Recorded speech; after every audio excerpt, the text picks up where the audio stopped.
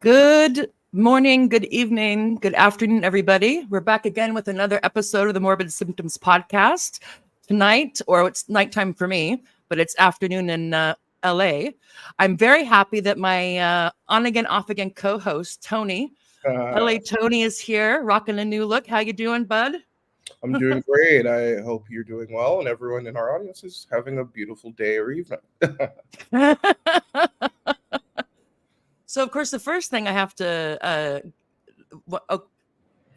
want to comment on is your hair there. What prompted you to go blonde? Actually, I Or is was it?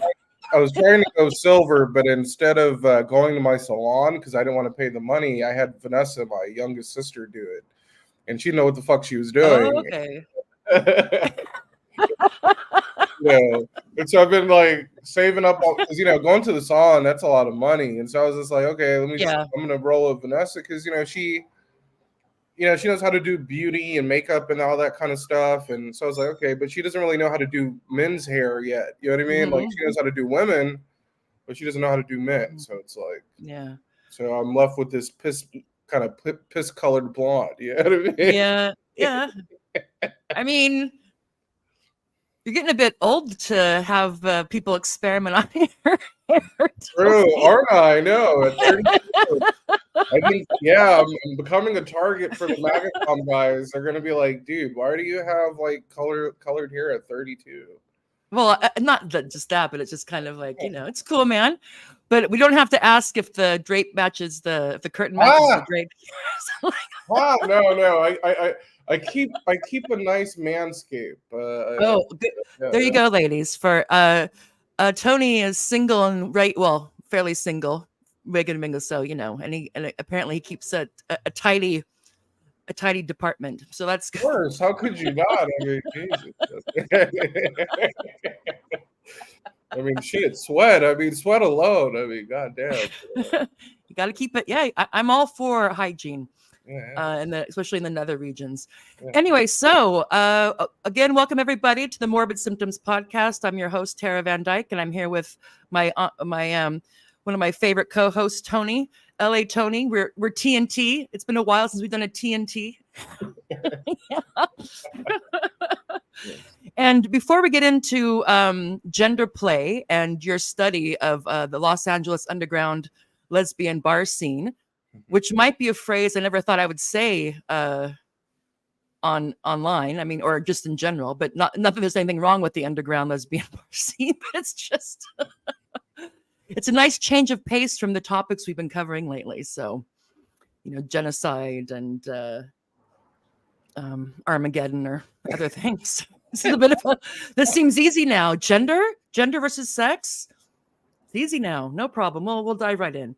Anyway, if you'd let us know why you have under your name Uncle Carnival Performer Communist. What's the yes, to our audience out there, obviously a lot of you will be familiar with a litany of grown men who call themselves the oxymoronic term MAGA communist. And if you ever notice on their Twitter profiles or X profiles, they'll have something where it'll be like, it'll say father, husband, carpenter, communist, or father, husband, scientist. And so I just wanted to troll and sort of go Uncle Carnival Performer Communist. So that's definitely the vibe. I like it. A carnival performer. Have you ever actually been a carnival performer? No, thank God. No. I think, is that still a thing? I wonder. I think there's still carnivals going around. Yeah, there is actually one. I'm not lying to you. There's one literally down the street. They have. Oh, there you go. Well, so it was on my mind. I'd asked a friend of mine. I was like, "How much do you think that costs?" He's like, "Dude, it's I don't know, maybe like $40." I'm like, "Damn, $40." But yeah. You never know. Yeah, it's expensive. Everything else. Yeah, and the rides there are kind of always a bit. At least from what I remember, they always look a bit rickety. You're like, is this? It's part of the fun of going on those carnival rides. Right. Yeah. This is one of the octopus things is gonna like fly off. Yes. And her life ended tragically on a freak carnival accident in Coos Bay, Oregon. It's like, well, oh jeez. That's how I went. Yeah, you know what's funny about those cheap little carnivals is that actually, because the rides look all, I can cuss, right? I guess I've already cussed. Yeah, But. yeah. I mean, you can just, try to, True, because I definitely have a sailor's mouth for some weird reason. I don't know how I got it, but I have it. But yeah, there was, the rides may be janky and stuff like that, but it seems like it's like janky is like a guarantee that it's okay. You know what I mean? You really got to watch Yeah. out for the Knott's Berry Farm and the Disneyland and the Magic Mountain. That's where you got to watch out. But, yeah. Oh, that could be. Yeah, I guess because they can't take the insurance hit, I guess. So the big corporations can kind of, absorb it if they have a lawsuit or something. Yeah. But if mom and pop's carnival show goes bad, then it's all over. True. All right. Well, it's nice seeing you again. I'm happy to do this. I'm looking forward to hearing about your research. I heard a little bit about it already. So I titled this session "Gender Play," Los Angeles, gender play in Los Angeles's underground lesbian bar scene, and so I'm hoping you're okay with that because I didn't get a chance to check the title with you, but from what we had talked about before, I thought it seemed pretty all right. Yeah, that sounds appropriate. I'm just sort of making sure to find all my ethnographic and sort of sociological terms, my anthropological terms. I'm trying to like. Sorry, listen. We have a mixed audience, so don't worry about it. Don't worry. This isn't like your PhD defense or something. We're just. And if you're searching with the term, I'm sure that between the two of us, we'll come up with something. But don't worry about it. This isn't an exam, so be free. Okay. Thank God. I mean, no, it's not. I'm not gonna be like, what do you mean? How are you using that term? That's not appropriate. Right. No, it's fine. Got to communicate. Yes. So let's see. I'm gonna bring up the first. So the first thing I want to do before Tony gets into his ethnography, his study of the underground lesbian bar scene in LA that he recently carried out for a university project, I'm assuming. I wanted to go over Gender Theory by Judith Butler. So Butler's, people may know, her book Gender Trouble kind of is like the foundational text almost of what came to be known as gender studies. And when she first wrote this book, I think it was still women's studies. It hadn't been taken over, so to speak. The stealth revolution had not, was just broiling under the surface. Anyway, I think it's a nice frame because it's still, it's still, as far as I'm aware, a central component, maybe the core theory still in gender studies. And so I just wanted to go over the main components of that so we can have that kind of in the back of our mind while we're listening to Tony's, while we're talking about Tony's study, his observations and what he made of what he saw. So it's going to be maybe like 5 minutes. I don't want to go too in depth, and I'm going to try to make it accessible because Judy isn't known necessarily for being totally accessible. But the main thing of her theory is that gender, so how we act, how we do man, how we do woman, or whatever it is not so much an essence, or maybe at all an essence, but a performance. It's something that we learn. So if it's of a gender of how I do, I'll just use myself of how I do, how I perform being a woman or being a girl or whatever that is, as learned behavior, then it can also be done in various different ways. So it's the idea that we don't have a gender first and then it's expressed in various personalities or attributes or whatever. That first we learn how to perform a particular, our gender, depending on where, where we're born and the class and the circumstances.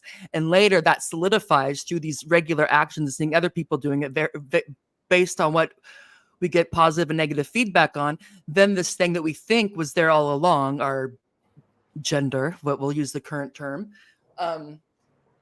is solidified. And she wants to make the argument, and she's a philosopher. Yeah. So she's a philosopher. She's not a biologist or a psychologist or that type of thing. She's very much in the humanities. So comparative literature and philosophy.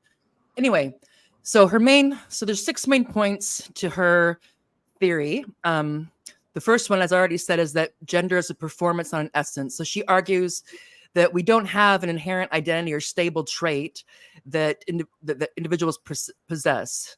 Rather, it is a set of behaviors or actions that people perform based on societal expectations.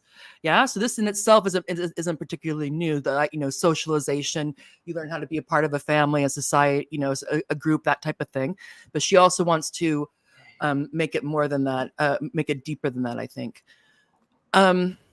Repetition and ritual. So how does this happen? How do we acquire this thing that we think is fixed, that we think we were born with? Is constituted through repeated performances over time. These performances are ritualistic, meaning they follow established societal scripts and norms. Again, that's not particularly, in and of itself, that's not anything any sociologist or anthropologist would find particularly novel, but it's what she does it when she brings it all together.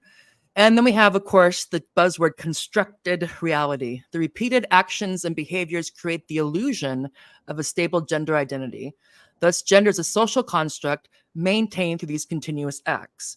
And so you can already see that she's separating quite distinctly. She's not talking about biology at all here or sexual reproduction. This is all very subjective. And speaking simply of culture, that's it. Yeah. So that's the first part. Oops, I thought I was doing a PowerPoint, but I'm not. So the next three parts is she talks about subversion and resistance. So if gender is mainly a performance, so how we act out our femininity or masculinity or our what it is to be, what we our womanness or manness, the language is a bit difficult.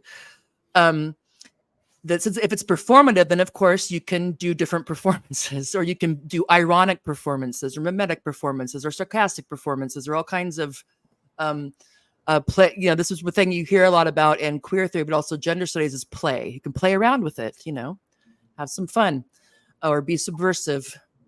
Individuals can disrupt and challenge normative gender roles by altering their performances. Okay, so yeah, we can imagine that I think that's fairly self-explanatory. We can even think about, Prince, for example, to use an older example, that he was disrupting and challenging gender norms with his aesthetic, even though he was quite, or as far as I know, heterosexual. He had some fun with his style and his look and that type of thing. Prince. Prince. Yeah. I'm old, man. Anyway. No, I love Prince. Yeah, no, yeah. Oh, yeah. Yeah. R.I.P. Rest in peace. Okay. Yeah. So, and here, of course, people probably heard of this critique of the binary gender. Butler critiques the binary understanding of gender, male or female, as limiting and exclusionary. Okay. She suggests that this binary framework is a product of regulatory practices that enforce conformity. So again, this is where it gets slippery, because what this is morphed into in contemporary times is you have male and female, which is the body, and then you have feminine and masculine, or woman and man, which they want to make more social, cultural, malleable. Yeah. Mm-hmm. But so this is the thing, is that, and this is what drives people who are materialist and biological crazy. It's like, okay, well, but there are men and there's males and there's females, so but we'll get down to that with the critique. But she finds this problematic, and this is also a main staple of not just queer theory, but postmodern theory, that any limit or exclusion is by definition suspect and should be deconstructed, pushed as far as you can, typically in text, yeah? So not so much in on the street or in everyday life, but textually, theoretically, pushed as much as possible until they find the point where they kind of fall apart or are contradictory. And so she was focusing on the male, female, or man, woman. And then the last part, again, is interrelation with power structures, gender performativity. So how we perform, how we act out our, I don't even know what to, maleness, femaleness, gender expression, whatever, is linked to broader social and power structures. Okay. So the performance of gender is regulated by societal norms which influence. Okay. So basically this is the idea that how the way we're encouraged to perform to use her words, to perform our gender, are influenced by religion, economy, politics, all kinds of things. Right. Yeah, That's not new at all. I mean, that's no. yeah. But I think what so all this together, I think it's the what do you want to say, the weight that she gives to performance over essence, the weight she gives to the cultural over the physical or the biological. That was what's the unique thing, the idea that's like, not, and also playing around with it's not just gender in terms of subjectivity, but also sex in general may be largely a social construct, which if you think about it for a while, it seems batshit crazy, but whatever. Again, she's a philosopher. She was, in the humanities part, she was writing these books and thinking this through intellectually, ideologically. Yeah. So as you can imagine, there's been some critiques, and I'm just these are not all the criticisms of Butler's theory, but they're the main ones. And so the first one is, how can the concept of performativity be used to enact real world change and address concrete issues? By focusing on the fluidity of gender, so we can play with it, we can change it, we can subvert it, etc. Is that how does this deal with stuff like, whether it be like reproductive rights or any kind of sex-based, or if you want, or whatever, discrimination or issues or anything like that? If it's just fluid, then how, it's very individualized, very voluntaristic almost. People would say that could be, if you could take her work to mean that, or it could be taken in that direction. Excuse me. Yeah, and of course this is the big one with the gender ID debates and gender ideology critiques, that her emphasis on social construction marginalizes or renders sex biology as a secondary matter, or not the most important one. And again, the word social construction is kind of a bugaboo, because what exactly that is very kind of fuzzy. So it's kind of like, so anything that you can't attribute to, nature alone, I guess, the material, whether it's something that's, that it's a human or a social product or artifact, just like marriage or money or the contract, I guess, or something like that. And her deconstruction of gender categories undermines the political solidarity necessary for feminist movements and women-specific advocacy or rights movements. So this is kind of what I would call the ID politics critique.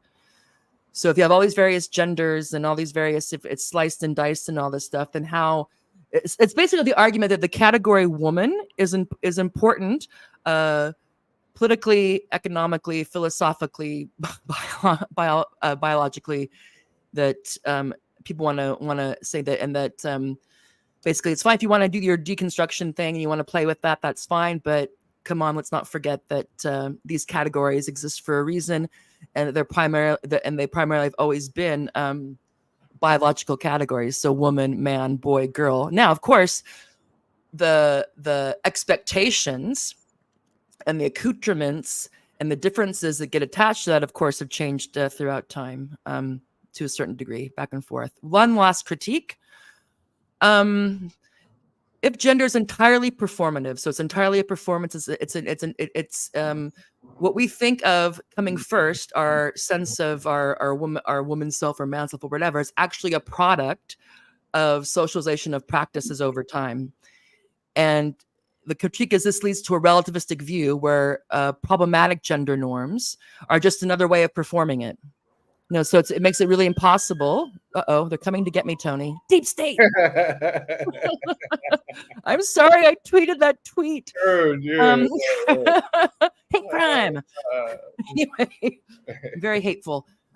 So as you can imagine, what kind of measure are you going to have between like a good or a bad or a problematic or non-problematic gender performance or whatever you want to talk about, if you really go hard in the paint with this type of understanding. So I just wanted to kind of have that in the background, since it's still could be still the I don't want to say seminal, but the oval, the ovarian root of gender studies, perhaps. But I haven't looked into gender studies in quite a while, so maybe this is all passé now. Yeah, I'd love to note to our audience to consider this in regards to Judith's writings and her thought. I just looked at her Wikipedia page because I thought I was under the impression that she's become a transgender man, but apparently she's legally non-binary, and she uses both the singular they them pronouns, but she has said, quote, that they were never at home with being assigned female at birth.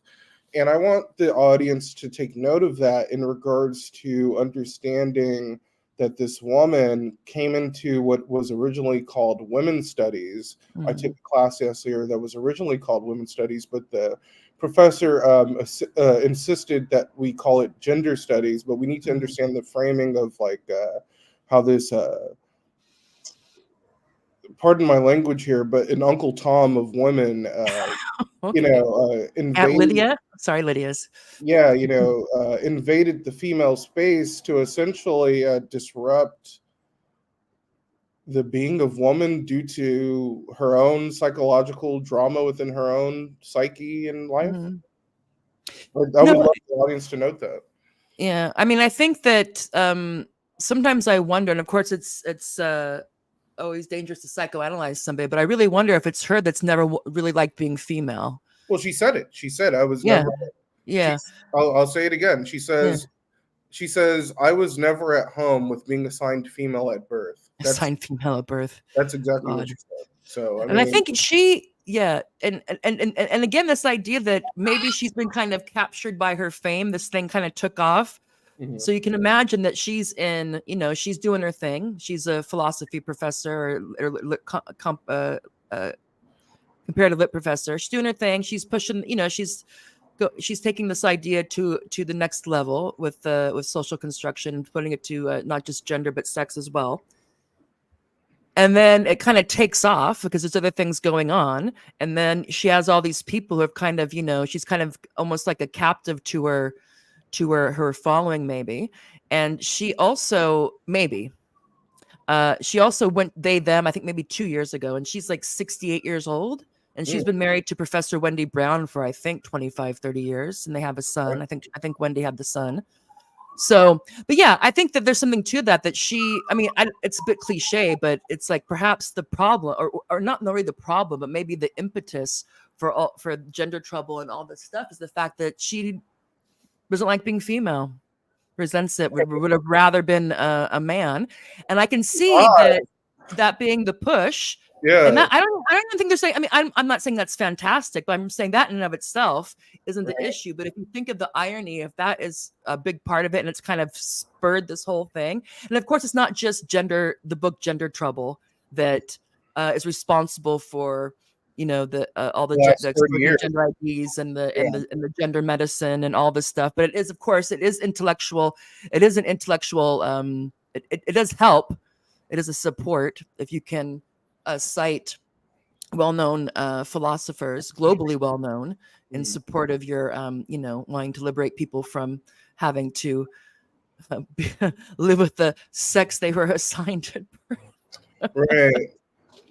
And I'm sorry to laugh, but it's just so ridiculous because, sex is determined at conception. Your biological sex is determined at conception. Yeah. So, again, now how you feel about that, that's something else. Your sexuality, that's something else. Your personality and preference and things that happen to you and, all of that is, is that your doggy? Yeah. So, hold on. Bella, stop. Yeah. Sorry, I just sprayed some Febreze at her to make her stop. Oh, goodness. Sorry. Our animal lovers are not going to like that. Oh, shit. I'm sorry. It's water. Tony sprayed water on his dog. Right. He would never. Yeah. Okay, so with that in mind, why don't you tell us a bit about how you came to do a study on the lesbian underground bar scene in LA? How did that come to be before we get into the nitty-gritty? Right. Hold on. Give me a second. Yeah, No, go ahead. come on, get down. Stop. That's enough. Sorry. Yeah. So I had been walking around campus. I'll leave the school unnamed because I don't want to get canceled, and they definitely will cancel me. Okay, yeah. I was walking. Tony is somewhere in the western part of the United States. Yeah. I was walking around campus and ended up running into an old friend of mine who happened to have been in the financial aid office, and I had saw this person and I had recognized them, and I didn't want to, but I didn't, I was kind of busy. I was doing my own thing. I didn't want to, but this person, was all like, hey, da, da, da, da. And I was like, it was one of those things where you have to say something, you know what I mean? And so I was like, oh, what's up? And then we caught up, we hugged and all that kind of jazz. And this person invited me to this LGBT bar and club in LA. And, at first I was kind of thinking about it, but then some other friends kind of convinced me just to go. And so. Okay, so just a clarification. So this is an LGBT bar, not primarily a lesbian bar. Yes, but it was predominantly, to be quite frank, it was predominantly lesbians. Okay. Like the people on the dance floor were all lesbian chicks. No, I'm just wondering because that's what I titled our segment. So I thought. No, it was. I mean, it was. I mean, there were dudes in there. There were dudes in there, but it was like it's hard to describe exactly. Would you say they would call themselves trans women that were there, or was it just kind of? Yeah, there were some transgender women, yes, and Okay. there were what would appear to be biological guys there, including myself. There was one. But of course, the trans woman is also a male. Yeah. So let's first thing, so we don't get confused, Tony. Let's get our terms straight. So I know what a lesbian is. I know what a lesbian is. Okay. So what are we going to call the men who were performing a lesbian identity? Let's stick with Judy's language. What are we going to call them? Are we just going to say these guys who are performing their lesbian identity? Is that what we're saying? We could say men with dyke characteristics. Oh dear. Okay, well that's like like socialism. That term can be taken negatively. No. I mean, I don't want to. Again, neither I'm not a lesbian, and neither is Tony, obviously. So we're trying to be, So we'll just say there's when we say lesbians, that's the women who were there, and when we say I don't know, what are we going to say? We can just say. Wow, what are we going to say? I hate this, having to think about my words so much. Men performing their female gender. There we go. Men performing their female gender, their idea of a female gender, and the lesbians. Something like that. That's what I'll use. Yeah. So go ahead, please. And then non-binary, we know what that, we know what that is. It's a woman or a man who says they're non-binary, which means, whatever. They like, I don't know. Anyway, go ahead. So I ended up agreeing to it. So I had to accompany this person to, they were renting a room in the neighborhood of the school, and I accompanied them, and then we drove to my house, and then we drove to basically into the city, into LA. And stuff like that. And on the way there, the conversation was, kind of loose. I was letting this person play their like rock music in my car, blah, blah, blah, right? So, and the person with you was a woman, yeah? Yes. I'm just trying to be anonymous. Okay. Yeah. Okay. So no, I don't want to know their name or anything. I just want to. Right. Yes. This was LGBT stuff is confusing. Okay, so there was this was a woman, a biological woman who had came out of the closet, and when we had last known each other, she was I guess in the closet, so in the intervening years she kind of came out of the closet, and then she was also at this time period she was kicked out of her house by her father. Oh, sorry. For on camera, go quick for being for being gay, basically. So, Okay. so, we're driving there and everything like that. And she's like, "You're going to dance, right?" And I was like, yeah, I love to dance. But it was not, but yes. And so we get to the place, but I'm dressed appropriately in the sense of like, I'm dressed like, in that rocker style. You know what I mean? Mhm. So I was dressed in the style, to sort of like show that, I'm one of them and all that kind of shit. So One of them. So, yeah, like in that sort of like alternative space of people, right? okay. So you wouldn't stand out necessarily by what you were wearing. Yeah, because obviously normally I don't, I have my own style, but it's not that style. But luckily I had clothes in my closet that could approximate that style. Oh, there you go. Yeah. So Participant observation. yes, very much so. Very much so. I had to practice my emic and my edic, but Yeah. so we get to the place and everything like that, and we meet the bouncers and all that, and they're like, looking at our ID cards. They weren't letting us in, even though right now to our audience I have this like like goatee and all that kind of stuff, but like in the moment they thought I was like 19 years old for some reason. Oh. And they saw my ID and they're like, 30, she's like, you're 31. Like, how? The guys were like, no, you're not 31. We're not letting you in. And I'm like, whoa, dude, I'm like fucking 31 years old, bro. And so they ended up acquiescing and letting us in. And, the space was filled predominantly with lesbian biological women. That was like the initial like sort of impression that I got. And then there was also a lot of transgender. Men. Go ahead and speak, Tony. Go ahead and speak. No matter what words we use, somebody will be upset. So just say what words make sense to you. Yes, there was a lot of transgender women there. There wasn't any transgender men, which was interesting, but there was a litany of transgender women, and there was a litany of to be quite honest, there was more men than women, but the men didn't really have like impact on the sort of social setting of this place. The dance floor was like, I was the only quote unquote man on the dance floor. And so you're the only man there who was also performing his man gender. Bingo. Okay. There were other men there, but they were performing a different gender. Yeah, not aligned with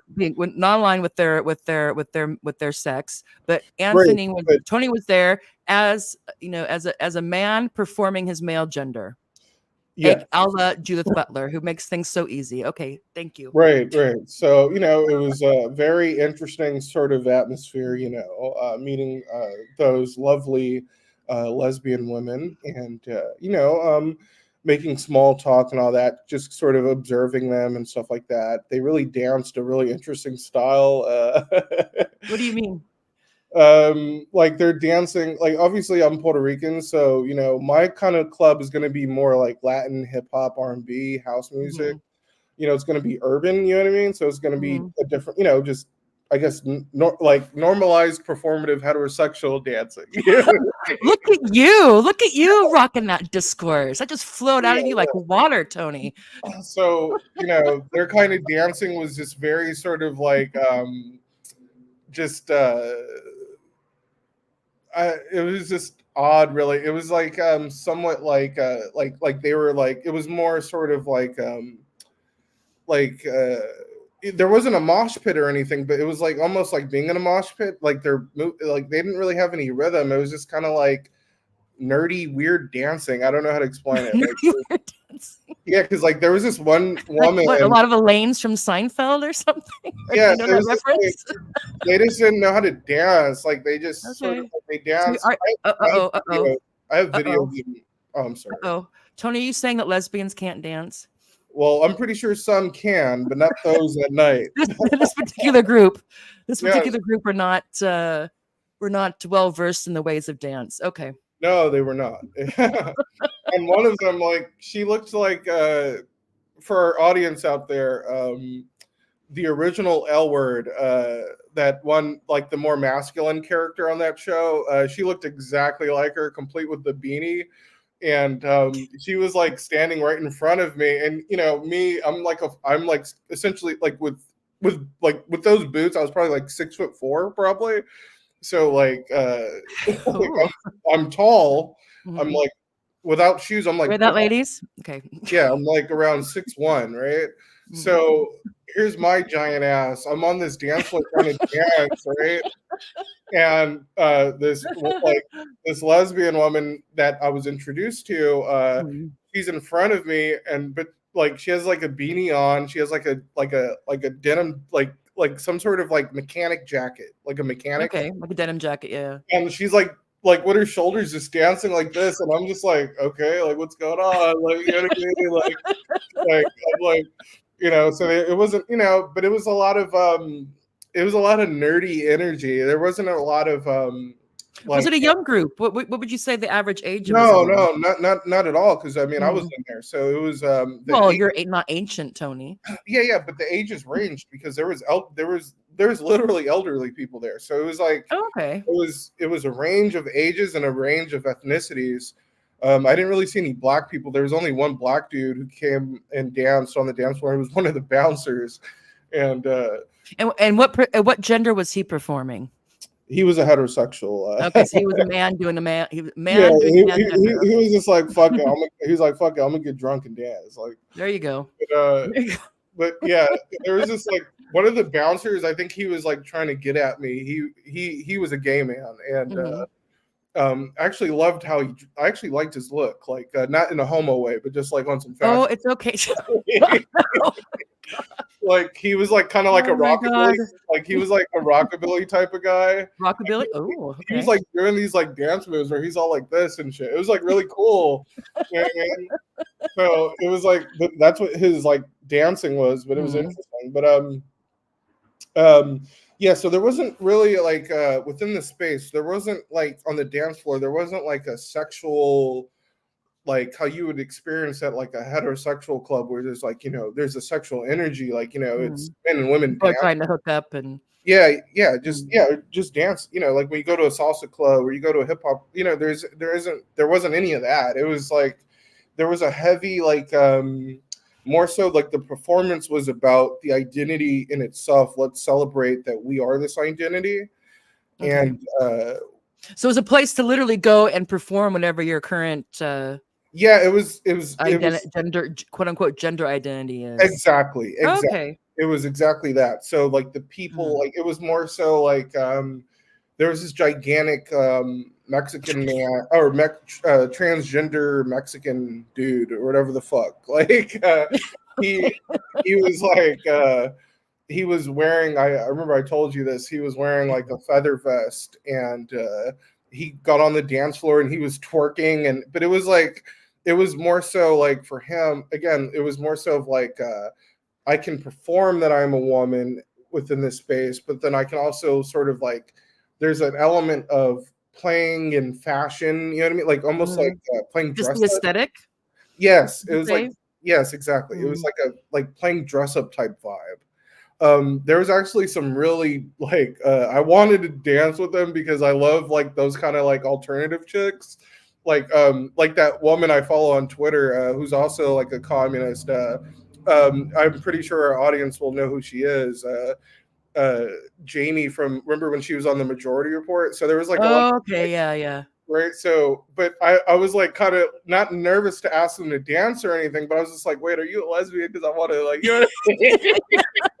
Well, it was a true, and I'm a very when I'm telling the story, so like, I love, visually I love a woman, and I have certain things that I love on a woman, and those women, they had everything I liked, but it wasn't like I could like, so the person who I came with ended up meeting this transgender woman.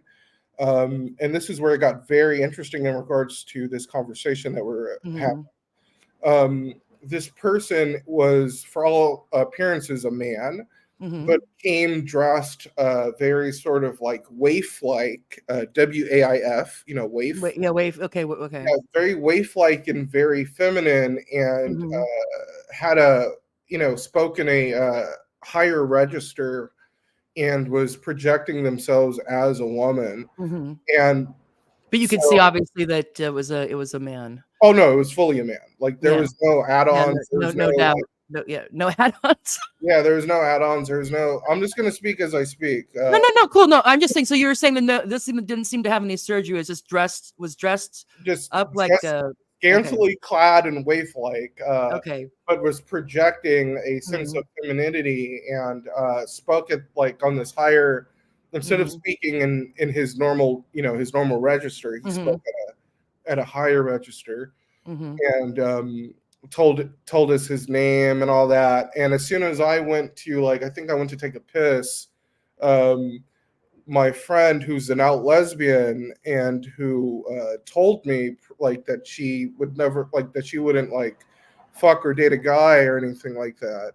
As we were catching up back on campus and all that, I come back and her and this dude are fully fucking making out on the fucking sofa within this place, and I mean fully macking it. I mean okay, so your lesbian friend and the man who was performing his female gender, aka trans woman, were going at it in a sofa in the bar. Yes. Yeah, and she had previously told you that she had no interest in the D.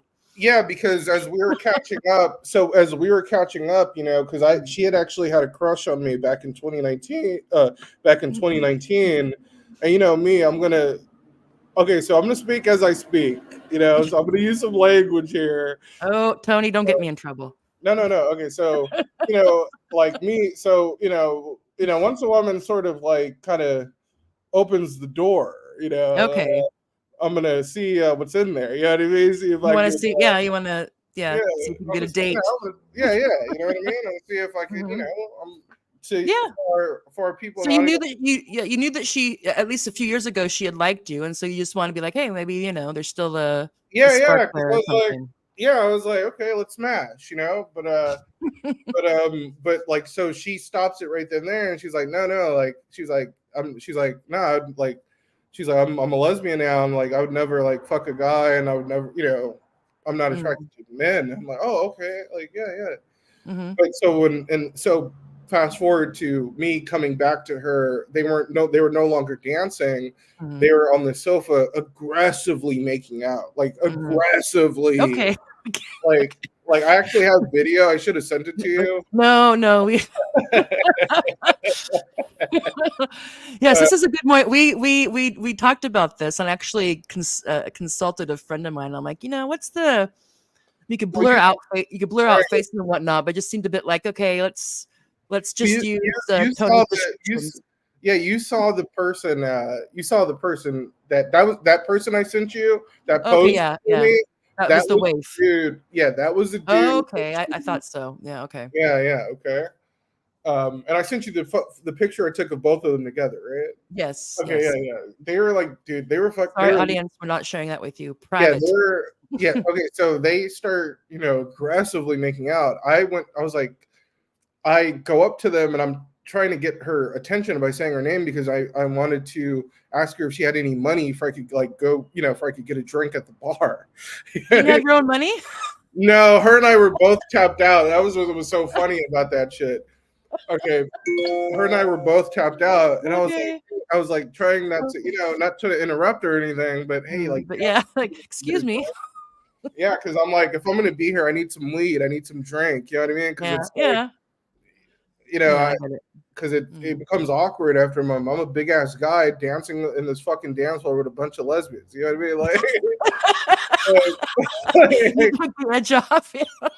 Yeah. So your friend was busy making out with some man woman. So it was, what are you gonna do? Right. So they stop. She's like, "Oh, Anthony, I don't have any money," and I'm like, "Oh, okay, fuck." Okay, and so she's like, come on, let's just all dance. Let's all dance. Okay, and then so we're all dancing again, and some more people join us, and we're all dancing and stuff like that. But I'm like, okay, I'm getting tired of this shit. So I sit at the bar. Well, they're all dancing. I sit at the bar, and I start talking to a bunch of different people and stuff.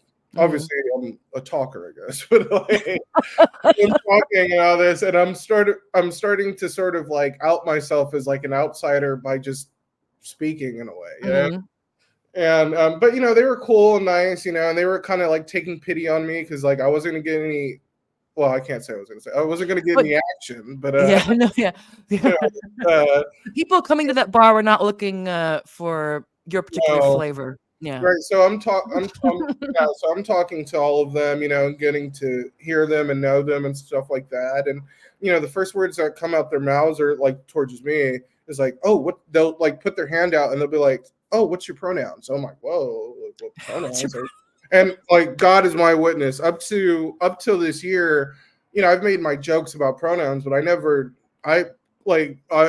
need my hooked on phonics because I didn't know what the fuck they meant by that shit. You know what I mean? Like you hear it.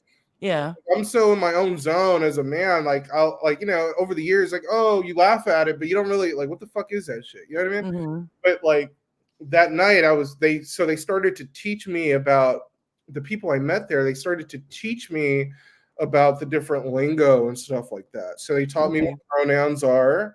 They taught me this word called a polycule. A polycule? Okay. Yeah, I didn't know. What's a polycule? I've heard of a groupsicle. What's a polycule? In that milieu. Yeah, hold on. Give me a second. I got Chat GPT open. I mean, oh, you don't know? Okay, well then we'll just move on. No, because it's actually. I mean, it was okay.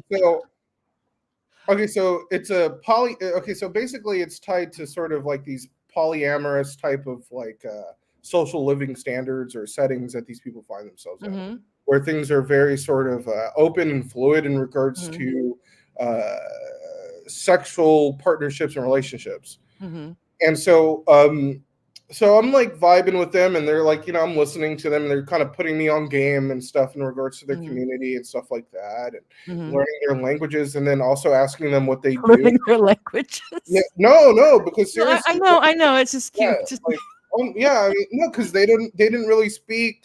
Like they didn't really speak normal American English in that space. It was more so like they spoke like this, and God is my witness. They spoke like a pigeon English, like a different type of literally. Like they spoke like a really different, and that's why I was kind of fish out of water a lot of times because like they're speaking almost like this code, you know. So you know they're putting me on game in regards to their shit and their community and their language and their lives. And so they start telling me what they do. One of them was like a underground burlesque dancer. Another person was actually had a really normal 9-to-5 job. A lot of them were like sort of unemployed. A lot of them were sort of living homeless in a way. Really? Like, yeah. Like sofa, like what do you call it? Sofa surfing or something like that. Just staying. Yeah, in exactly. So that's the perfect term. Sofa surfing. You know, a lot of it is like, you know, I kind of go home with whoever I have sex. I'm gonna have sex with that night, or whatever. You know. But it was more so like sexuality wasn't necessarily presented. I think that's one of the things that people who are not part of that community sort of don't understand or misunderstand is like people think that, oh, those people are like always like sex. And it's like, no, they don't view sexuality the way that us heterosexuals do. More so, sexuality is more so adjacent to the performance aspects of the identity. What's centric in that community is identity, not sex, it's more about the presentation of identity and flaunting the performance. Exactly. So very Butlerian, very Butler environment. Then it would seem. Yeah, it was directly, you know, it's directly about performance, and you know, as those people were becoming comfortable with me and stuff like that, and I'm becoming comfortable with them as well. The burlesque dancer, thank God she had some weed on her. She offered me, she offered me her. By the way, where Anthony lives, that's legal, so no problems there. Yeah, you know, and so you know, they started inviting me. So as they're telling me more about their culture and stuff like that, they start inviting me to different things within their culture. And one notable was they wanted me to attend what was called Lesbian Bar Night, which would have been lesbian bar night, yeah, like a bar pub, like a pub crawl or something. Yeah, but it would have been it would have been exclusively like no men. I would have been the only man there. It would have been Okay. well, the only heterosexual man, I guess, or the heterosexual. The only man who identifies as a man. Yes.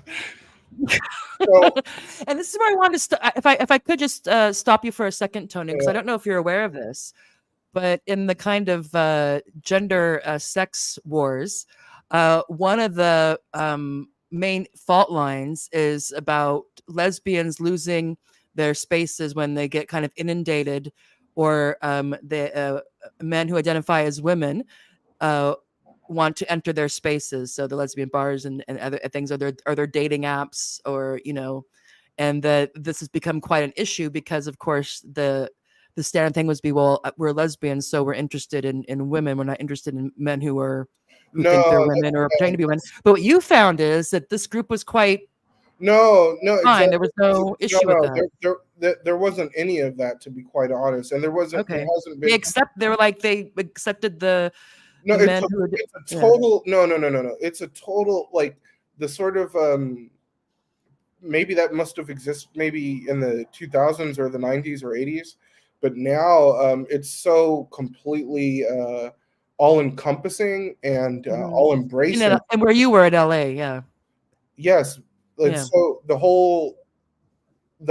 Okay, so they started to describe to me sort of like the social settings and atmosphere of their spaces within LA. They started telling me about this place and that place and this place, and the impression that they made was that it's all encompassing.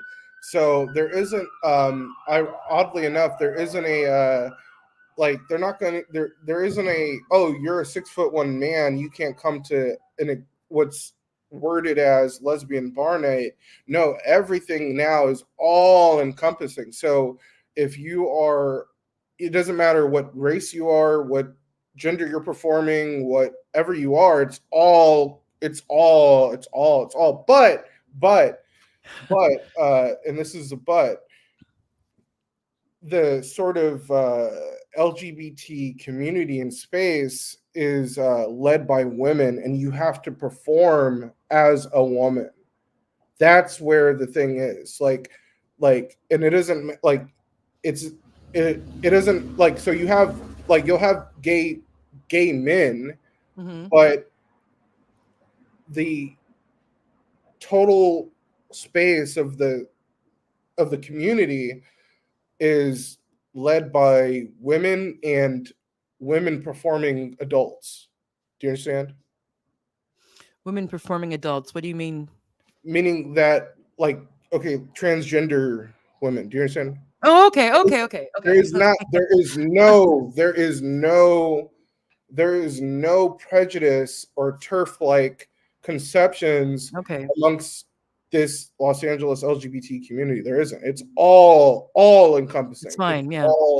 But the community itself is led by women, and you have to perform as a woman to be able to sort of exist within it. Do you understand what I'm saying? Okay, so if I understand you correctly, because I'm not part of this. I'm not part of the LGBTQ, etc.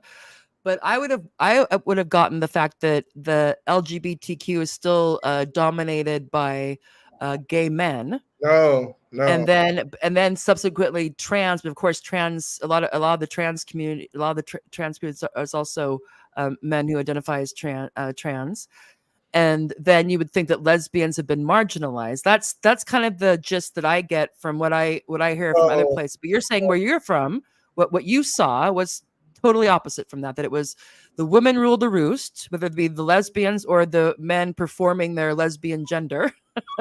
Those were the top dogs. Is that what you're saying? Those are the top dogs. And as I relayed to a professor of mine, the impression that I got was that it was a matriarchy. A matriarchy, really? Okay. Yes, it had all the hallmarks of a matriarchy. And what do you mean by that? Besides the fact that the women were dominating the space. Well, not only do the women. Okay, so what I mean by the women dominate the space is women organize the events. Women are in control of the events. Yeah, It's their space, their milieu. Yeah. Right, but they also provide housing. They also provide medical help. They also provide emotional Okay. support. By and large, like it's. So when you say community, you really mean community, I mean the entire community. It's not just hanging out at the bar I or mean the hooking up. entire. It's actually. Yeah, I mean the entire community, and it kind of it does make sense because, like, when you meet these people, you're meeting women who just finished out of university, and so that's kind of the vibe too. And so those kind of women get jobs within that space. Like there's a whole new economy built specifically for the LGBTQ plus, but within that new economy of jobs, it's universally staffed in the majority by women. Do you understand? So like housing resources, medical stuff, emotional support, the events like at the Pride, like they're about to do the Pride stuff here in LA. It's universally like kind of dominated by women, I can after do you mean numbers wise and also just terms of like the feel and the who kind of is tending to the flock, so to speak, or because even when you go to the Pride festivities, there's a bunch of gay men and they're cool, they are, I've been around them my whole life, so I already know their vibe, but the majority of the people that will be at the Pride festivities, at the like watching the performers like sing music and all that stuff, the majority of those people are women. Okay. Not men. Like the majority of them are women, and they're women who are kind of in this cultural milieu of like grad school, university, living in the city, that kind of vibe. So that's kind of the majority that go to those things, and the majority who occupy that space. Okay. So yeah, you have established gay men, like gay men, who are gay, and they they'll go on Grindr, they'll go to like they have their own spaces and stuff like that. But the all-encompassing nature of the space has become a total matriarchy. Interesting. Yeah. So I mean, I don't know. This isn't my field, but I'd be wondering if anybody else has. Have you Google Scholared any of this to see what people have said in relation to these spaces yet? Yeah, because I spoke about this with some of my now they weren't my sociology professors, but when I went to that anthropological gathering, I spoke with some of my anthropology professors about this, and they're not. And this was my sort of criticism of like social sciences within the United States is like there isn't any young social scientists going out into the field and sort of like seeing what's going on. Seeing what's going on in the contemporary, because a lot of those professors are your age or my parents my parents' age. So but they're not they're not going to be able to, like, I can go. No, they're not there. They're not go. Yeah, I know what you're saying. Yeah. You know what I mean? And so but to tie along into this the sort of like the co-option of the female and the sort of all-encompassing nature of this through the female, that's the vibe, that's the moment, that's the moment in time, is like everything is aggressively female. You understand what I'm saying? Yeah. But now it's become where the sort of like female culture of like being like an adult woman, and you date men or whatever, you go get your hair and nails done, that has been invaded. That's trad now. Exactly, that's trad now. So like it's become, now you have to be a polycule, and you have to be a polycule in a polyamorous ecosystem. Yes, exactly. So like I'll explain it like this. Please, I'll explain it like this. No, you're doing very well. It's fascinating. So no worries there. I dated this African American woman who lives in North Hollywood, and she was one of these sort of like city liberal people, I guess. And the first thing she asked me is, liberal. Yeah. I don't know what the proper, because I don't want to use a term that fascists or Nazis would use, like, but basically like a Weimar. Liberal, yeah, urban professional woman, young Yeah, urban exactly. professional Like woman. urban cosmopolitan. You know what I mean? Yeah. Okay, so the first thing that she asked me is, are you homophobic? Because if you are, I can't fuck with you. I can't date you because I'm an LGBT ally. And at first it kind of puzzled me. I was like, huh? That was And like one of the first things she asked you? that was the first thing she asked me. The first thing she asked That you? was the first thing she asked me. Interesting. That was the first thing she Okay. asked me. And I was like, and I laughed because I'm a cavalier guy. I've lived, so many different lives. I've been a criminal. I've been all kinds of different things. Criminal. Ooh, okay. Yeah. That's for another Like, show. yeah. I've lived a very, I'm a young man that grew up in like the, in the era of true late capitalism. So I've had to, figure out my manhood on my own. So, so I was like, in my head, I was like, huh? And then I laughed and I was like, no, I'm not homophobic. And she's like, okay, good, yeah, because I can't date you if you are. And I'm like, oh, okay. And so as I got to know her, though, she checked all the boxes in regards to this sort of like university, graduate school type of woman, the Judith Butler language, the even her fashion, her friends, like it was just, and she, if you live in the cities now, to our audience, like how these cities have like public scooters and bikes and shit. She was one of those people, like.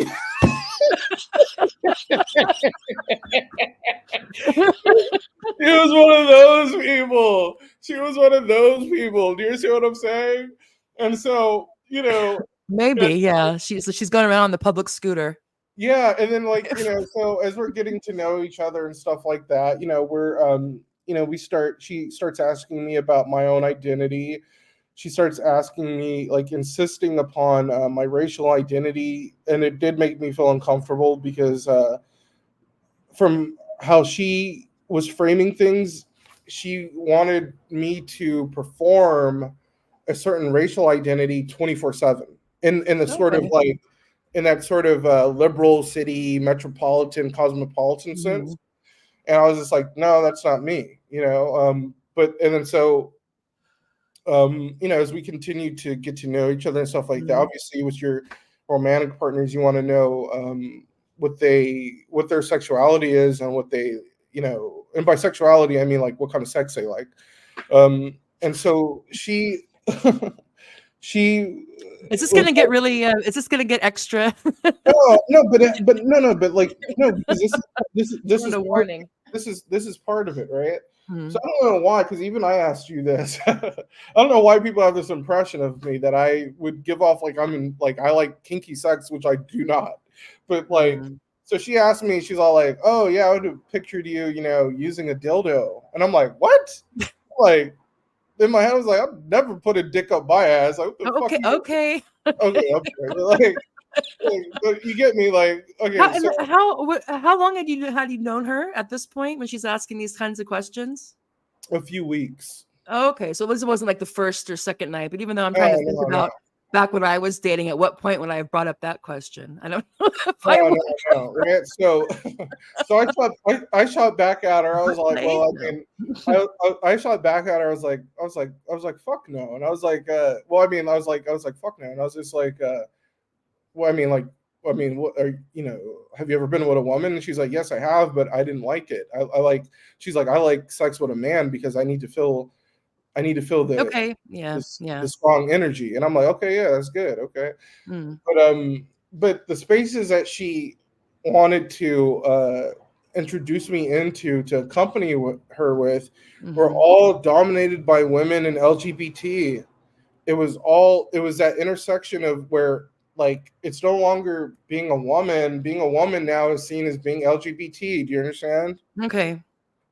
So eventually, okay, so yeah, so as we were kind of trying to define the parameters of whatever this relationship is going to be, she tells me, she's like, hey, Anthony, I have a person in New York that that I sleep with and that I see off and on, and she's like, "Is that going to bother you?" And I was just, and that's what I was just like in my head, yeah, in my head, yes, exactly. It Things was, have changed since I was out there in the wild. Okay. yeah. In my head, in my head, because I'm a cavalier, funny motherfucker.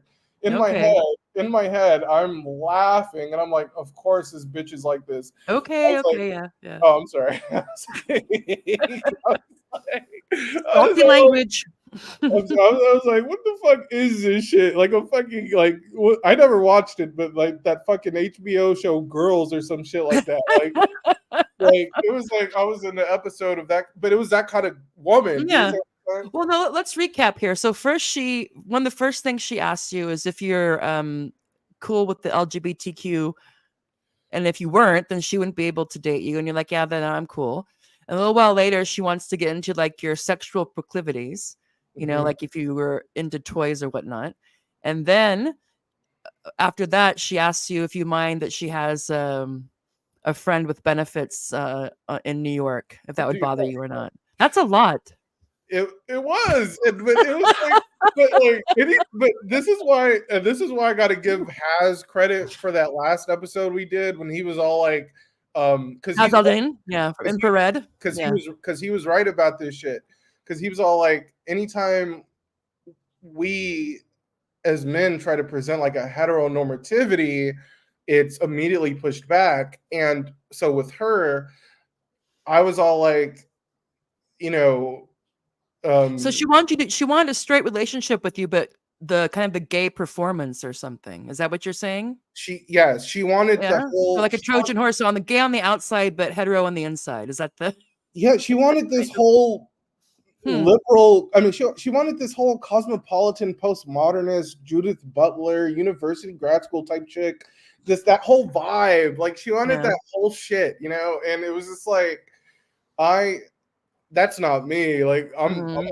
man. Like don't get me wrong. Like I've had my, my hip alternative lifestyle in my early 20s and shit like that. But you're ready to settle down now, yeah? Yeah, I'm a grown man. Like you're not, one, a woman's not going to dominate me. Two, we can lead together, but you're not going to dominate me. And that was also part of it, and to tie all of this, I like that phrase, by the way, Tony. We can lead together, but you're not going to dominate. Yeah, we That's can, nice. exactly. As men and women, we can lead together as we're supposed to do.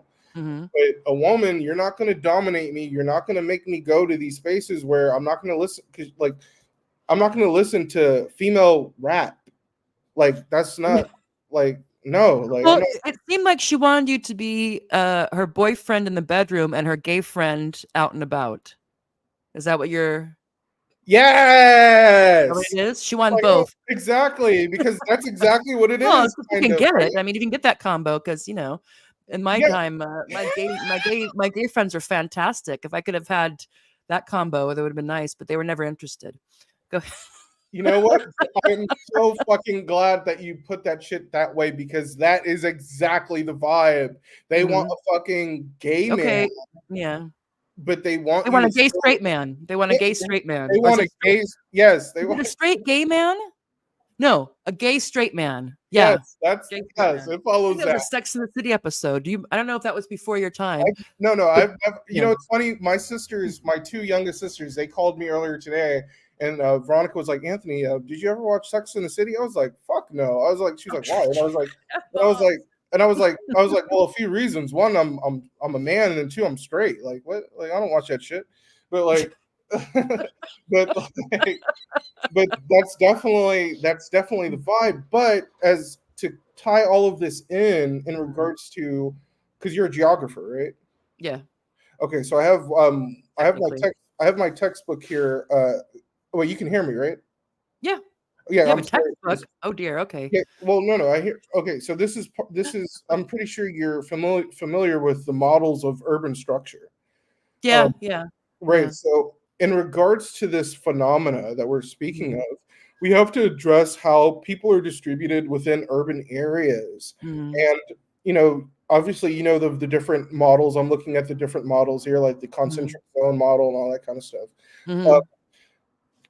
when we look at how cities are structured, I'm looking at it right now, and we tie this into sort of the last, 50 years of neoliberal economics and all that stuff, and we tie this into Judith Butler. That book came out in 1990. That was 34 years ago. We tie all these things in, and what I can say is the issue at hand is in regards to this phenomena in the sense of our individual criticisms of it, and then if we kind of come into where we have similar, criticisms of it, is that this is a direct product of late capitalism removing heterosexual men from all aspects of life, even including within the city itself. Because really, where are they at then? I understand what you're saying. I'm just saying, like, what? Well, thank you for asking me that. So, I may next time. Like 50% of the population is still the guys. So, but are they hanging out at the sports bars or? Yeah. Let's do it. And I want to. I'll take a moment here to apologize for you if I gave you like a vibe of like I wasn't, because I just have been dealing with car trouble, but that I still have to deal with later on today. But let's do some more episodes on this, because this is I want to. Yeah, we can wrap up for sure. No, we don't have to wrap up right now. Oh, okay. Let's do some more. Yeah, no, it's really interesting because like I said, when you were first telling me about your adventures in sociological field work, I was like, oh God, we should do some episodes on this. Is really interesting. Because okay, so next time I'll go back into the city and take pictures, not of those spaces, but just of the city of these areas within the city where people live specifically. So when I go to those areas, the majority of pedestrians that you'll see on the sidewalk are women and women holding hands. Okay. You don't see men and women holding hands. You see women and women holding hands. The renters in these quote unquote posh areas of LA are women.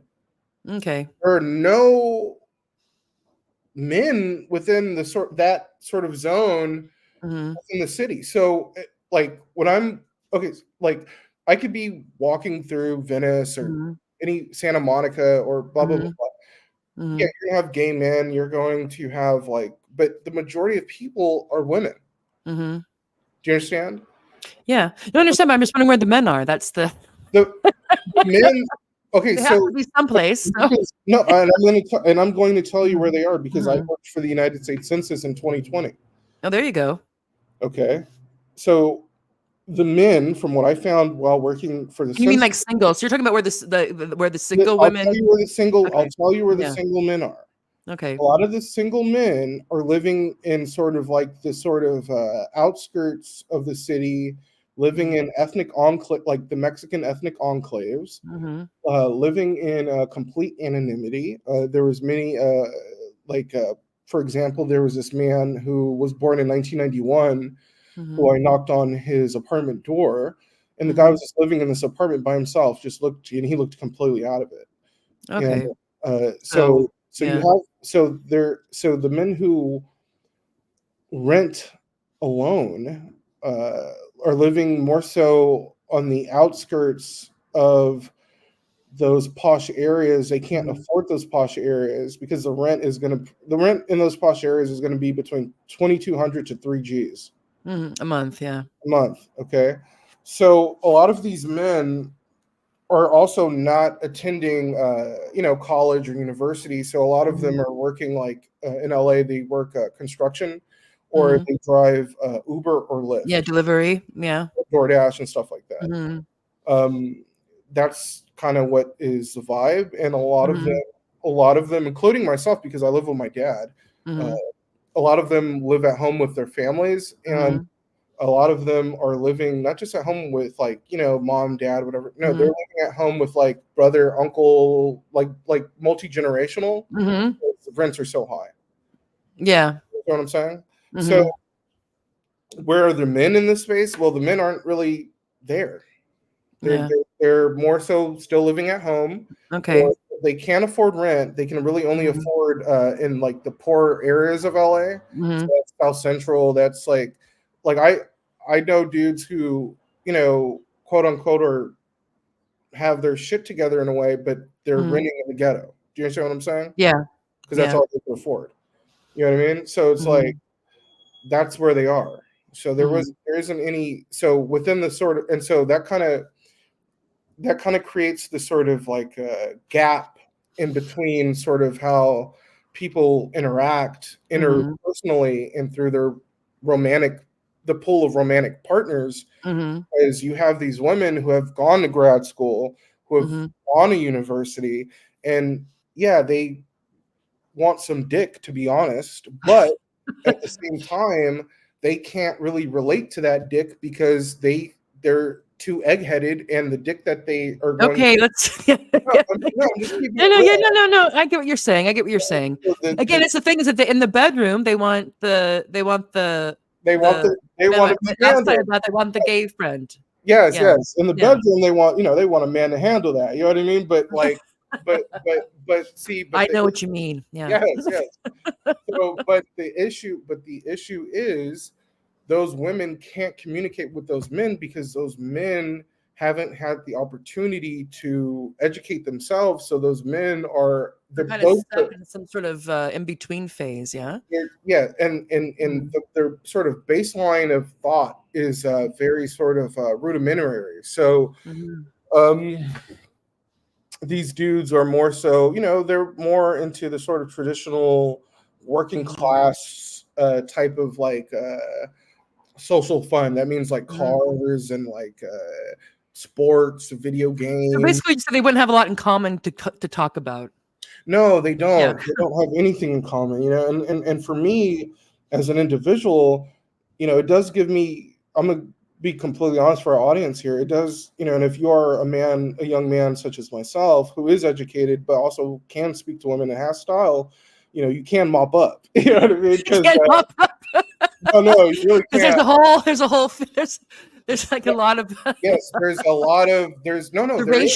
ratio is in your favor. The ratio is beyond in my favor because I have gone to, over the last 2 years, I've gone to like parties and barbecues and different events with adults my age, and the women are beautiful. They have all their stuff together. They're in their late 20s and early 30s, and they'll tell me, I want a husband, I'm looking for a husband and stuff like that.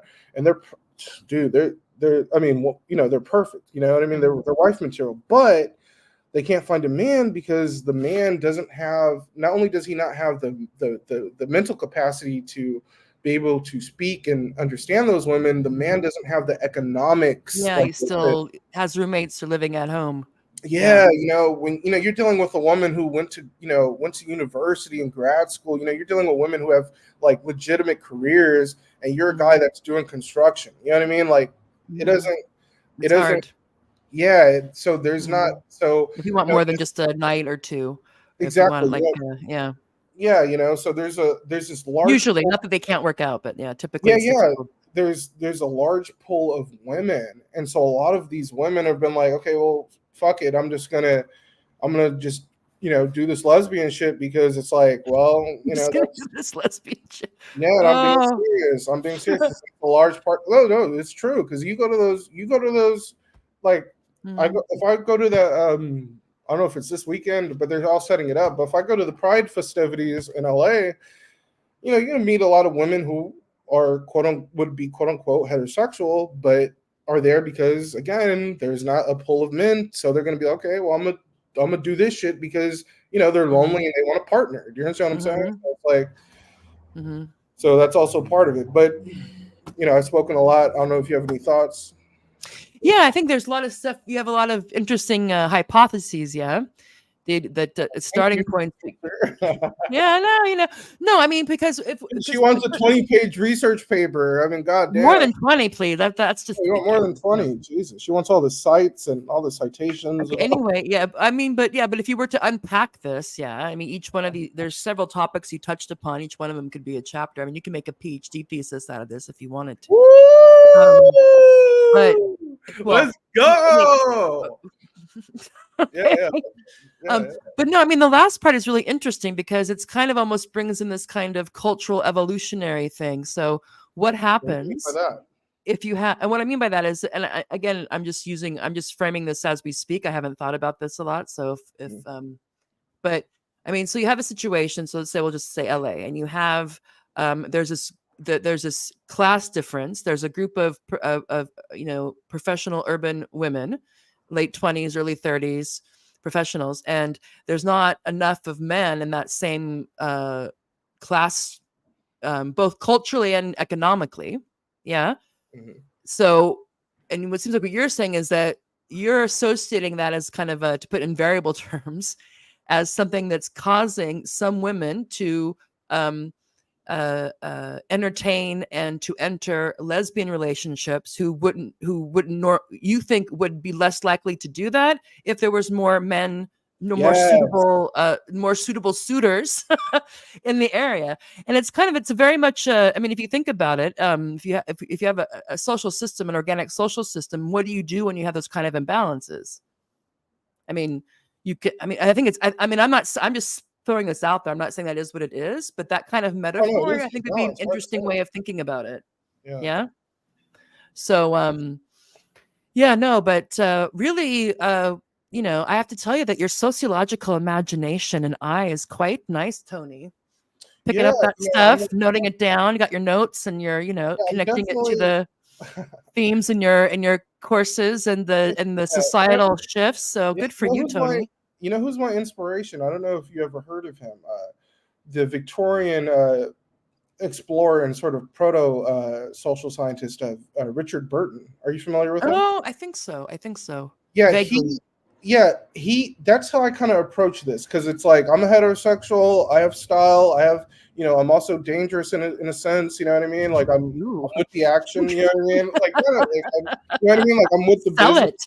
Yeah, like, I'm with the business, And so kind of like how he approached all of the different peoples that he studied is kind of like my vibe, because, a lot of the sort of men within the sort of academy, and this is also part of it, is like, those men aren't, when we talk, there's an irony with fucking Judith Butler, because talk about performance, they can't, they don't. So that's another facet of this, because like within the sort of academic setting, with the male professors and the male students, is none of them perform any sort of masculine norm. Like they all are sort of inert. They're all sort of they have passive and inert. Passive and inert.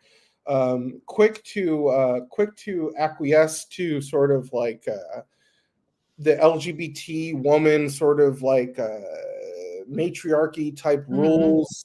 They're quick to acquiesce to it, quick to not want to sort of assert themselves as men, that would be toxic masculinity.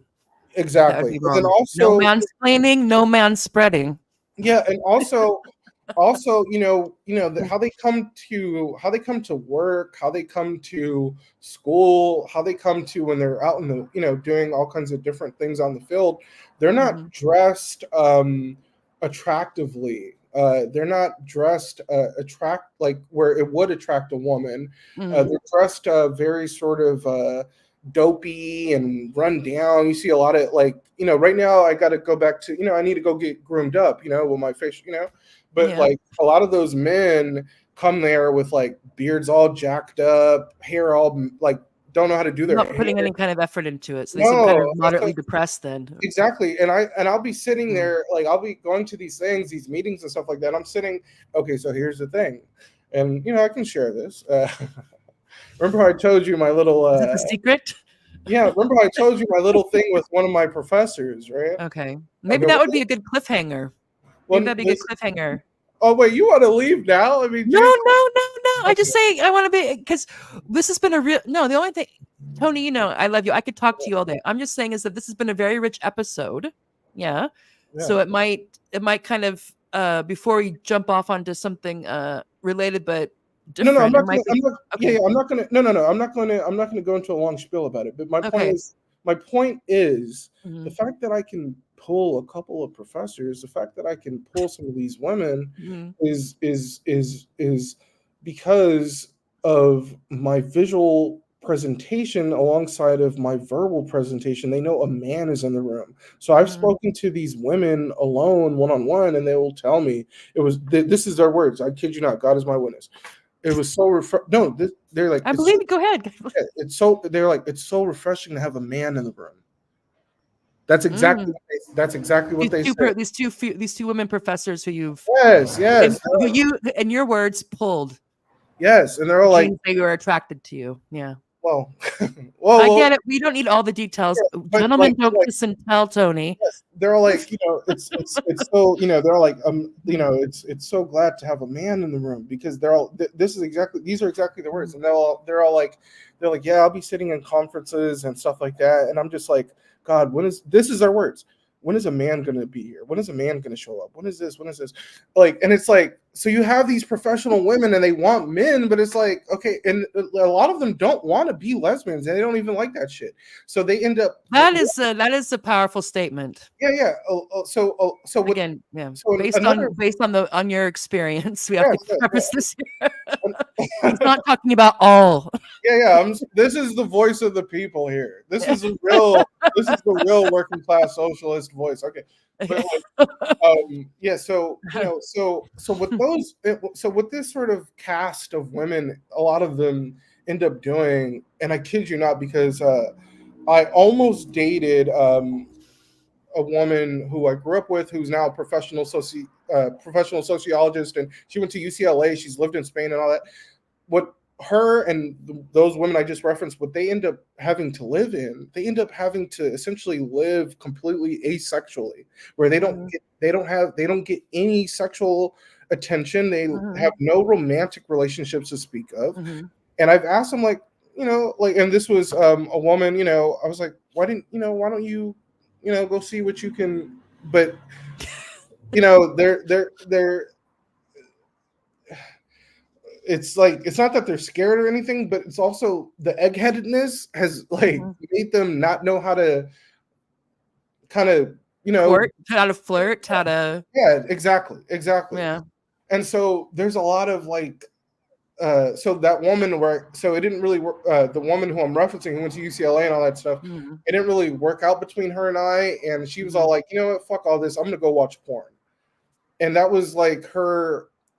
She was going to go watch porn. Yes, because because she's so sexually frustrated and depressed that's the only sort of intimate outlet that she has. You know what I'm saying? That's what we have to get at in regards to all of these things, is the sort of how gay people, that's their shit, that's their space. I respect them, that's their stuff. But like for us, we have to like focus on these various forms of nihilism and to sort of concretely melancholy. Yes, concretely dissect them and to understand them so we can bridge that gap. Because frankly, this is all sexual. This is all interpersonal. You know what I mean? Like, it really is. But you also you said that, but you mentioned quite that the economic is also an important part. If you have a mismatch of men and women in terms of their intellectual, we'll say, intellectual interests or development and economic, that's kind of a unique thing. Yeah, especially because for a long time when that was the case, it was the other way around. But then you had not everybody had the bourgeois nuclear family with the woman at home and the man going to there. But when there was a difference, it was usually the other way around. But now if you have a thing, then in some cities it's the opposite, where you have women who, the unmarried women, single women who, compared to their cohort, tend to be better educated, make more money at a different thing. Then that does, obviously that's going to have an impact on how people pair up and how they pair up. So yeah, I think I'm sure you definitely have this be kind of like some pilot studies, and you have some questions that you can develop and see what else has been and this is what else has been fleshed out about these. But if you wanted to, Yeah. But we could talk about this offline, your professional future. We'll definitely. But I don't interrupt you because but what's striking. So to our audience, what's striking so with our audience, let's tie this into our conservative politicians, and if we get Trump, and let's even regard the MAGA communist men, is that the sort of conservative faction within our social fabric, they don't understand. They don't have any plans of rectifying these issues within this form of reality. Like they don't. So I want our audience to understand that the conservative faction that you would think would have some sort of plan or some sort family of values. family values. They have no family. They have no coherent response to this, and we have to understand the reason why they don't have a coherent response to this is because they're okay with it, because capitalism is okay with this. Capitalism no longer needs the male body. As many workers, maybe. Yeah, it doesn't need as many workers, and it does not need the male body as it used to. And we need to understand, for some of us who are drifting towards a MAGA communism, is that this sort of aestheticization of conservatism isn't really addressing these phenomena. The underlying forces, we could say, or the drivers of it. Yeah. Right. Yeah. Well, these are things that can't be solved by having like a jacked looking guy on an AI photo. Yeah. Right. Yeah. On the farm with his wife and his son. I mean, they have great pictures, but it's kind of like this kind of really, it's kind of, you can see what their kind of imaginary is for sure. Right. But then it'd be like, okay, what kind of situation are they in when this is their imaginary? What used to be, I mean, not all the, not totally just so to speak, like out of a movie, but the idea that what they're projecting is kind of like the standard Americana wife, job, house, kids. This is what this group is. I mean, just that in its own, that came from being just kind of the something that people didn't think of, to people breaking away from that. From now, there being people who want that but can't get it and don't know how to get it. Right. Yeah. Yeah. That is really. I think that this is, and there could be people who are working on this, but this is the thing is that when new phenomena, the phenomena is always going to be there before we start to notice it and develop the words and the kind of framework to grasp it. Yeah, that's always going to be the case. We're always going to start off first with old terms that can, cause that can obscure more than they illuminate. Right, but again, this whole sort of, again, I have to stress this because, and I would love to, and I'm open to doing an interview with Major Taylor Greene and some of these conservative. I think we can get them. I really a little podcast. Yeah. Yeah, and you can email them. Or just go to DC and just be a citizen and be like, can I meet with why not? Yeah. And have the people's house. That's what they say.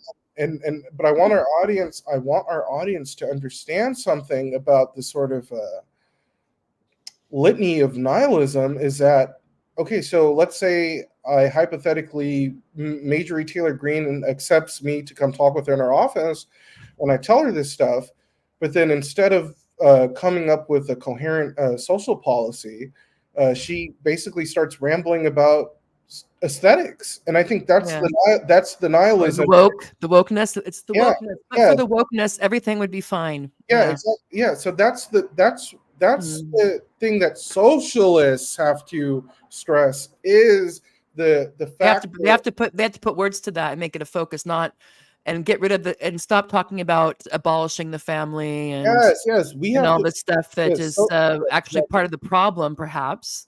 Then socialists kind of trying to turn lemons into lemonade, perhaps. Exactly. Yeah. Socialists cannot respond to popular culture and aesthetics. Socialists have to stress material reality, because the lady who lives down the street from me, who I interviewed, works who she works at Amazon and had to quit because she broke her arm there. She's a single mom. So we have to deal with all of these material conditions, but not fall into the trap of popular culture and aesthetics, which is what these BAMs, these born again Marxist dudes, these Midwestern Marks, the Has, the Hinkles, all of these young men, if they they have a lot of great positive energy, but they're not applying their voices and their energy towards rectifying these material conditions. Instead, they've fallen into this trap of popular culture and aesthetics, and that's what we have to trying to get the eyeballs and the likes and whatnot. That's that's sort of like the great irony of all of these things, is that like we have to slay the dragon of performativity and just create from a socialist perspective. I would love to see Midwestern Marks, Jackson Hinkle, Has, I would love to see these men, because they're not boys, they're men. I love to see these men create actual concrete Marxist Leninist organizations within communities, buy a building space because they got money. So Jackson Hinkle has money, so buy a building. He lives in downtown LA. So buy any of those fucked up buildings in downtown LA, because there's a bunch. Buy one of those, create community resources within that, create a community organization, start spreading it to other towns and cities within California, within the Midwest, within Texas. And that's how you build a coherent revolutionary socialist party to challenge the system, not this aesthetics bullshit. Yeah. Well, you definitely need to go into different, it can't all be streams and beefs and speeches, which there's a place for that. But at a certain point, it's kind of, you want to see if it, if there's anything behind the likes and the shares, so to speak. So is there, if what are they doing? Is there mutual aid? Are they helping? Is there a jobs thing? Are they political education and development? I mean, who knows? And of course, they're only a handful of guys, so we can't expect them to do everything. But I think your point is well taken. How it's a lot of show and aesthetics, and we don't know. We'll see what develops from that. But that is a nice segue, because we are going to have an episode on what we call born again Marxists, born again male Marxists. We're going to have a talk about that, and it feeds in kind of with the nihilism and a response to that you brought up when you were talking about your experiences in the kind of I don't know if it's alternative, but just the kind of the dating space, the kind of LGBT dominated or predominant dating scene that you spent some time in. Yeah. And we're able to extrapolate that to these larger points. Exactly. Very sociological, Tony. Yes, and I also want to stress to our connect audience, the biography to the history. Yeah. I also want to stress to our audience, in regards to me and Tara, look at us. We're not, Tara has a beautiful family. She works, we're not like, I want people to have this lesson as well. It's like, don't get consumed and subsumed by this nihilism and mental health and all this stuff.